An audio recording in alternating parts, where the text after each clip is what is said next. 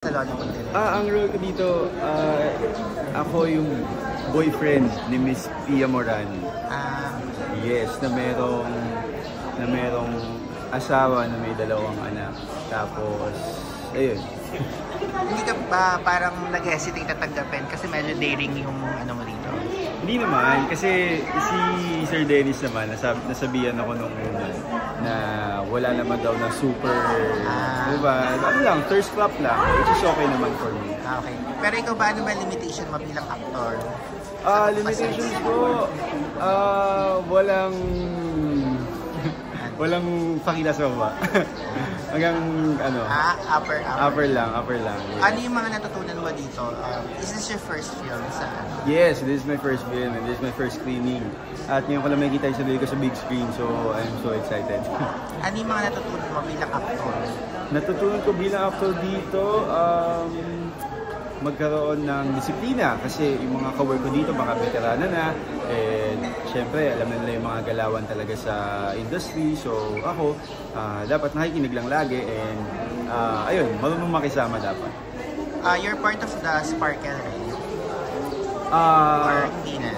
Wala na ako sa Sparkle. Wala ka na. Yes. Pero ano na yung mga nagawa mo sa GMA before? Mga nagawa ko, nagmano po ako, Legacy, and then Daddy's Girl, and then mga Regal Studio Super Sets. Yes. Pero dati kang Sparkle, di ba? Yes. Ano masasabi mo sa Asian Women kay Sam? Siyempre, as a friend, nakakalungkot. And sana malagpasan niya yun with guidance din sa parents niya and siyempre kay Lord.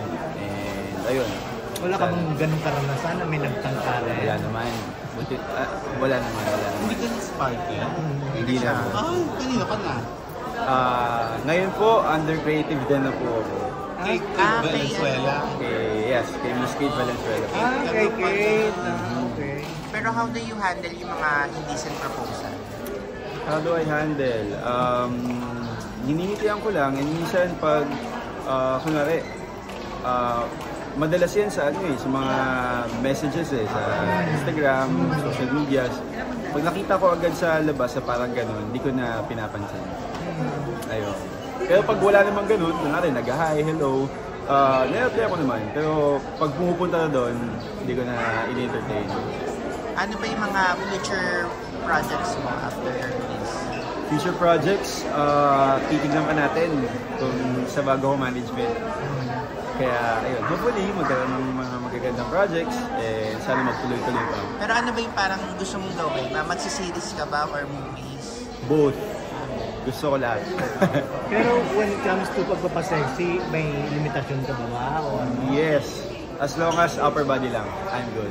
Hindi, just in case, halimbawa, it would be a project na idedirect na Joel Lamangan at require, or any prestigious director na require frontal nudity. Carlo, dalawa kayo. Yes po. Thank you. Anong take mo doon? Ano po ulit? Sorry. It's a prestigious project na i-direct halimbawa ng tulad ni Direct Joel Lamangan or Tito Ronyo, tapos it would require frontal nudity. I think hindi ako papayag sa frontal nudity. Ayun. Hanggang ba't exposure, gano'n? Basta hindi ako papayag sa gano'n. Ba't exposure, hindi ka rin? Let's see. Okay. Kung mga 1/8 lang, joke lang. Thirst trap nga talaga. Mga ganun lang. Okay. Sige, meron ka pa. Okay, thank you. Thank you so much. Thank you.